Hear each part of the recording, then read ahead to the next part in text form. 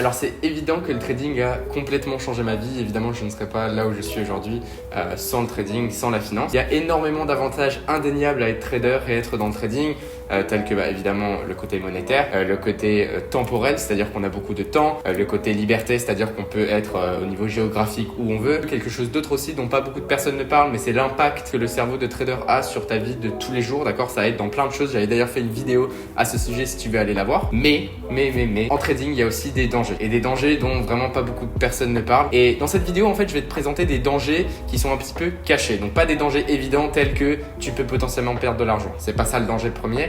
Donc je vais vraiment te montrer ça dans cette vidéo. Ça va être d'autant plus intéressant pour les personnes qui débutent le trading ou qui recherchent à devenir trader professionnel. Comme ça, tu vas pouvoir voir tous les dangers qu'il y a. Si tu es nouveau sur cette chaîne, je m'appelle Elliot, je suis trader professionnel depuis des années. J'ai pu travailler en institution, mais aussi du côté retail. Donc si c'est pas déjà fait, n'oublie pas de t'abonner à cette chaîne. Donc commençons avec le premier danger du trading. Et c'est tout simplement que le trading, c'est pas pour tout le monde. On va avoir plein de métiers que si tu y mets du travail, tu vas pouvoir réussir. Le trading, c'est un petit peu plus délicat parce qu'il y a une énorme partie émotionnelle, ok?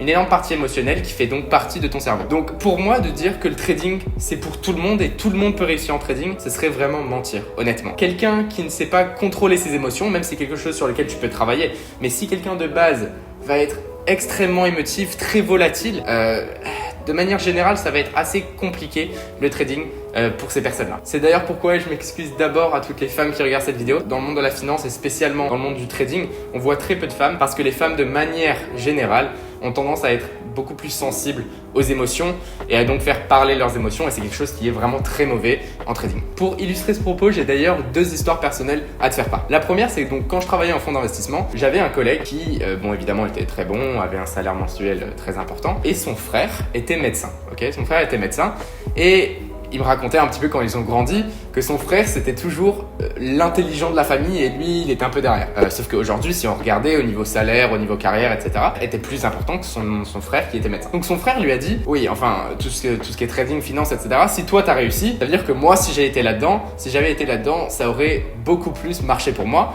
et je serais encore à un plus haut niveau parce que j'ai toujours été plus intelligent que toi. Mon collègue a appris à son frère qui était donc médecin à trader. Et puis, ce qu'il s'est vite rendu compte, c'est que ça marchait pas du tout pour lui parce qu'au niveau émotionnel, au niveau psychologique, ça n'allait pas. T'as beau avoir de l'intelligence, être l'homme le plus intelligent au monde, si tu ne sais pas gérer tes émotions, ça va être compliqué. Et c'est ce qui vraiment faisait la différence. Donc voilà, ça c'était mon premier exemple. Et mon deuxième exemple, tout simplement, c'est ma vie personnelle, c'est-à-dire ma sœur. Je suis un peu dans une situation similaire dans laquelle ma sœur est extrêmement intelligente dans tout ce qui est scolaire, etc. Et a pu avoir un très bon travail. Je suis d'ailleurs super fier d'elle. Mais je sais que si jamais elle voulait se mettre au trading, ce qui d'ailleurs n'est pas quelque chose qu'elle veut faire, mais si jamais elle le voulait, je lui dirais honnêtement, même si elle pourrait avoir toute l'aide de ma part, que ce n'est pas une bonne idée. Parce que ma sœur, c'est quelqu'un qui est assez émotive, assez émotionnel. Ce qui ne pose pas de problème dans son travail, ce qui ne pose pas de problème dans la vie de tous les jours. Mais si elle voulait devenir trader, ça va poser un problème majeur et elle aura tendance à faire des décisions émotionnelles et non pas des décisions rationnelles. Maintenant, le deuxième gros danger du trading, c'est que beaucoup de personnes pensent que tu n'as pas vraiment besoin de travailler pour avoir des résultats et devenir bon en trading. Les gens pensent littéralement que devenir trader, c'est quelque chose de super facile et en moins d'un an, tu vas devenir millionnaire. Donc évidemment, cette perception, elle est grandement favorisée par la barrière à l'entrée dans le trading qui est très basse. Donc si on prend d'autres métiers tels que par exemple architecte, si tu veux devenir architecte, tu vas pas pouvoir le faire du jour au lendemain, d'accord? Il va falloir que tu ailles passer par des études, etc. Alors que le trading, si tu veux acheter une action, techniquement, tu n'as pas besoin d'aller dans une école pour aller acheter une action. Maintenant, si tu veux être trader dans une institution, ça va être différent. Mais si tu veux être un trader particulier, tu as juste à ouvrir un compte et commencer. Techniquement, tu trades. Maintenant, ça ne veut pas dire que tu vas faire de l'argent, mais techniquement, tu trades. Donc, la barrière à l'entrée, elle est très basse. Donc, il y a beaucoup de personnes en fait qui vont rentrer sur le marché du trading par tâtonnement. Ils vont juste voir un petit peu ce qui marche pas, et puis continuer là-dedans.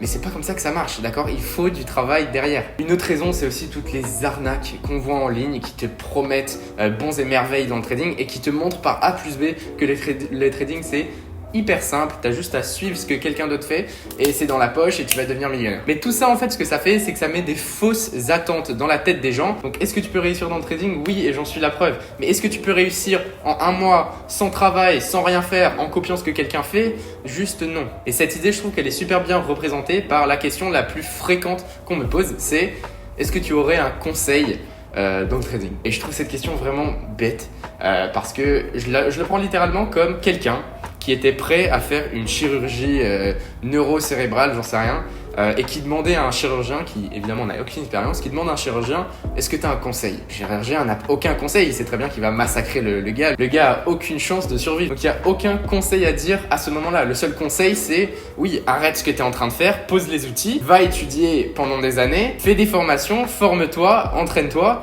Et une fois que tu as réussi, tu t'es formé au niveau théorie, au niveau pratique et que tu es confiant, bah là tu peux aller faire ta chirurgie. Mais il n'y a pas de conseil pour quelqu'un qui connaît rien et qui va essayer de faire une chirurgie neurocérébrale. Maintenant, le troisième gros danger au trading, et ça s'applique surtout aux personnes qui cherchent à devenir trader et qui cherchent à débuter, c'est que tu peux très rapidement perdre du temps, donc ça c'est dans n'importe quelle chose, mais aussi perdre de l'argent. Ce que je veux dire par là, c'est que avant même de débuter, avant même de commencer, je veux vraiment que tu te poses la question si être trader, faire du trading, le monde de la finance, c'est quelque chose qui t'intéresse vraiment, ok? Vraiment te poser cette question. Si c'est quelque chose qui t'intéresse pas, c'est ok, t'as pas besoin de faire ça, tu peux faire plein d'autres choses.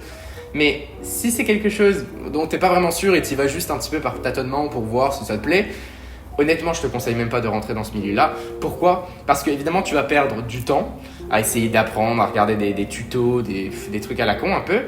Et deuxièmement, tu vas te lancer sur le marché directement avec de l'argent et tu vas perdre cet argent. Donc contrairement à d'autres domaines où tu vas juste perdre un peu de temps, là tu vas perdre ton temps et perdre ton argent. Et c'est ce qui arrive à tellement de personnes. Donc crois-moi, fais vraiment le choix de si c'est quelque chose que tu veux faire, oui. Et dans ce cas, mets-toi à fond. Je te conseille vraiment de te former, prendre une bonne formation, prendre toutes les bases et ce qu'il y a par la suite. Avoir vraiment une formation aussi d'un côté pratique, d'accord, où tu peux voir tout ce qui se passe sur les écrans, comment tu traites de manière pratique. Par la suite, t'entraîner sur des comptes démo pour développer ton expérience, développer ta confiance en toi. Et puis uniquement par la suite, ouvrir tes vrais comptes et commencer à trader ton capital quand tu es un trader, tu as une expérience et tu sais ce que tu fais. Mais pas y aller: oh, on verra bien, je vais essayer, s'il faut ça va marcher. Tu vas perdre ton temps, ton argent, je te le promets. En tout cas, si te former dans le trading, c'est quelque chose qui t'intéresse, sous cette vidéo, dans la description, tu as le lien de ma formation qui est une des formations en France les mieux notées, donc j'en suis plutôt fier. Tu y apprendras exactement en vidéo comment je trade personnellement, donc tout ce qui est évidemment analyse technique, mais surtout analyse fondamentale qui n'est pas couvert dans la plupart des formations. On parle aussi de la psychologie. Enfin bref, vraiment tout ce qui va te permettre de devenir un trader rentable et régulier est couvert dans cette formation. Donc j'espère sincèrement que cette vidéo t'a plu. Si tu as quoi que ce soit comme question, n'oublie pas de les mettre en commentaire et je vais répondre à tous les commentaires. Maintenant, juste ici, c'est la vidéo que j'ai fait la semaine dernière sur l'inflation. C'est un sujet super important et justement, il y a la partie 2 qui couvre comment se protéger de l'inflation qui va sortir la semaine prochaine. Donc je t'invite vivement à la regarder. Et sinon, juste ici, il y a une des vidéos dont je te parlais dans cette vidéo sur comment le trading a vraiment changé mon cerveau. Donc je t'invite aussi à regarder cette vidéo. Allez, ciao ciao.